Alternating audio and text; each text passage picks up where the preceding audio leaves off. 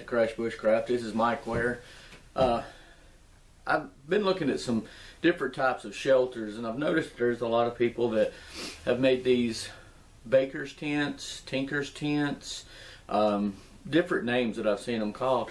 And personally, I had never seen one of these, not in this fashion, and especially used, I guess, in the woods for whatever. And it's perfect if you have a tarp, or if you have some kind of spread that you could actually put over it. Without that, you're back to a wigwam, which is pretty much what this thing is, except for it's a lot easier to build and a lot faster. My son, he likes to get out. Wintertime is when I do most of my stuff. He can't get out and go to the ridges with me or over to the mountains as much because of school or the way our schedules work, you know. So sometimes I have to go on my own, but he still wants to get out and do these things. Today he's not going to be here with me. Unfortunately, he has a dentist appointment, and I won't have another day off to be doing any of this for about 2 more weeks. So I thought, well, I'll go ahead and get it done. We'll have the basic structure today. I'm working on a canvas tarp that I'm sewing right now. It's a 10 by 10, but it's more like a maybe 10 on one quarter, 10 3 inches on another, 9 7 or 8 inches on the other. It ain't perfectly square, but it will shed water when I get done with it, and that's the whole purpose. But I'm going to be able to use that over the top. What I liked about this specific design is you could build this, leave it, and not worry about having to come back and fill in the hose, take your tarp back with you. You get to your favorite little camp spot that you like to go out to, you can just basically throw your tarp over it, peg it down, or however you wish to do it, and you've got a shelter. Now, I'm not going to make a very large one because I had to go gather up all the stuff today. Traditionally, I have seen pictures and stuff where families were living in these, a lot bigger. Mostly, I think I came across a few of the YouTube channels. I'll try to get their posters out there for them. Put a link down below or something like that, if I can remember to do that. I'm bad about doing that. But they were gypsy tents, things like that. Something that was quick and on the fly you could put up. We all know if we've got a tarp, we just drag it over a couple of limbs, take it out, drag it up, tie it out, boom, we've got shelter. This will give you more of an enclosed shelter. And by making one large, you would need some type of heating source to keep it warm on the inside. If you made one on the fly in an emergency situation and you wanted to keep yourself covered by all walls and block out the draft, it would be perfect for that. I have never done this, so how will it work out? I don't know. Come along with me and let's see. Alright guys, as you can see, we're out here in the backyard. We're doing the Backyard Bushcraft series. And it's stuff that I went out and I gathered and I bring it back. It helps me to be able to work with my son and when he can't go out and stuff. Here's the old tripod tent that we had before.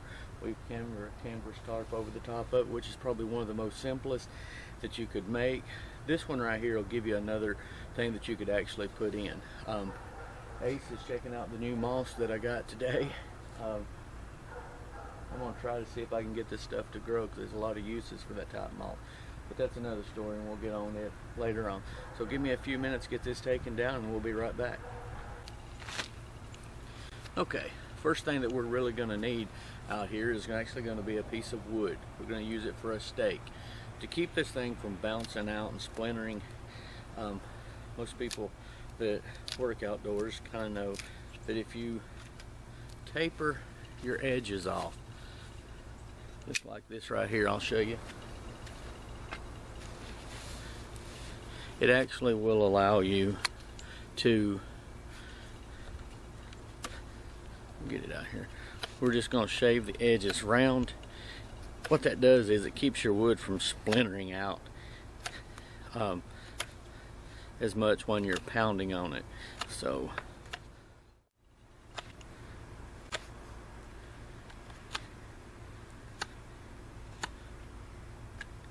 the more you take the top of it off, the better off you are. If you look at that, you'll kind of see that's what I've got. So we're going to use that to pound in the ground. So we'll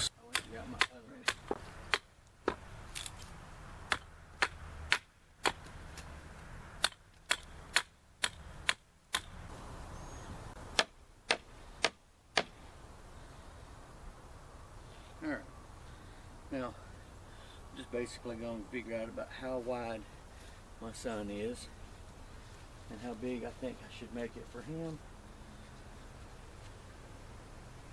And I'm thinking 5 foot. So hold on, we're going to drop it in.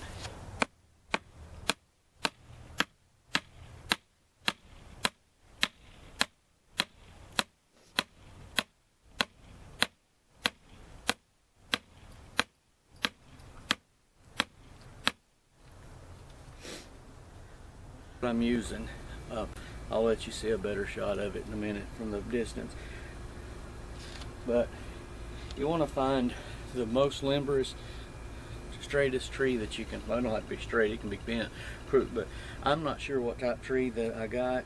These right here were on my brother-in-law's property. He wanted them all gone. I said, he was actually going to bush hog them all down. I said, no, give me a few days and I'll get them. So I did.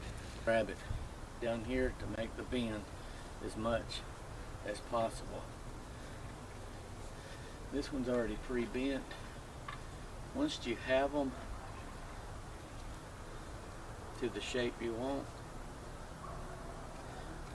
cross it over. Same thing here. Make sure it don't smack you in the mouth.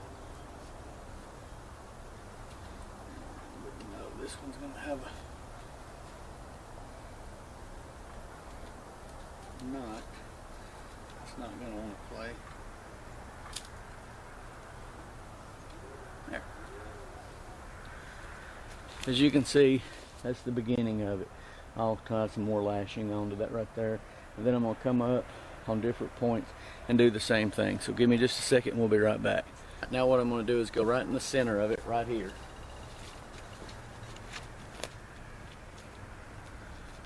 And put one here. I'll put one here, and I'll also put one here. So we'll be right back. Well, alright, it's coming along. It's not quite done yet. I could see the beauty of this. I actually made it a little bit bigger than I would if I was in a situation to where I needed, well, I wouldn't make one of these unless I had a tarp, but I could see how this could actually be very beneficial. And I could almost see why they call it a baker's tent, in a sense, to where he could get in and get out and stuff. It is height wise, I'll show you. In order for me to do it, you have to get down a little bit, but I'm not done with it, so if you'll give me a few more minutes, I'll kind of come back over and show you what I've done. Alright guys, there it is. It took 36 minutes to actually build that. Now, if you had no tarp or anything like that, then this would not be a shelter to be trying to build quickly. Debris shelter would be much, which you could build this one as a debris shelter. It would just be much harder because you would have to have a lot more resources. But on the fly, something else you can add to your things and list of things that you want to do and learn how to build it, just to know of another shelter. One of the things that I did for this particular one, and hopefully it'll pick it up when I'm walking out that far, I added an extra wall here just for the wind, which is coming out of this end here. It'll come all the way around. Then it gives me a smaller opening as opposed to the whole opening, because I can drape it down. So all this thing needs now is basically some type of tarp system over the top of it and tie off a few more ends. But I mean, it's something other that you could add to it. Like I said earlier, it's a pretty good distance. I'll actually cut off this end piece right here inside of it. Could it be used for a debris shelter? Sure, it could. But I wouldn't. I would just go with a regular lean style debris shelter. Looks like Ace has decided he's going to find him a new house when I put a top on it. But I appreciate it. So give me a few seconds and we'll be back. Alright, there we go.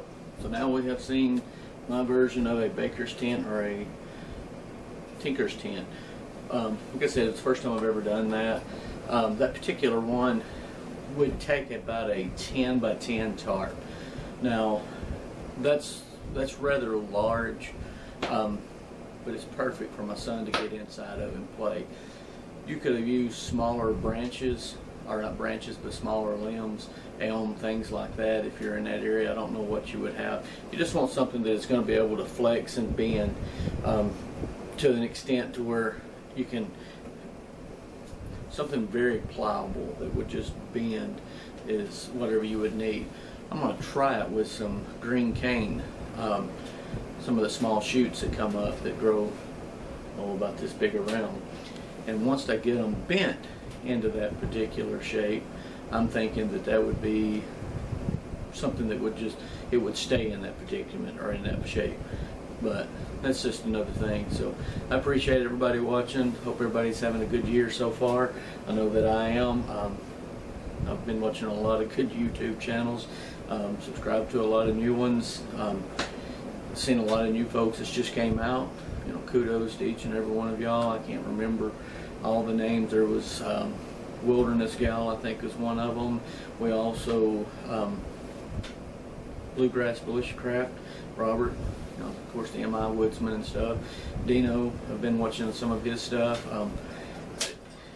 I haven't had an opportunity to watch everything that I wanted to with it, but I've watched it quite a bit.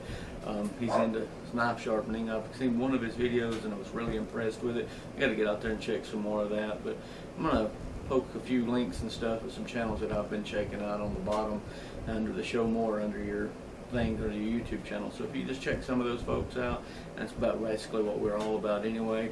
Can't forget my good friend Alan Hobbs, Tony Robo Hiker, Mike Landreth. I mean, there's a bunch of y'all.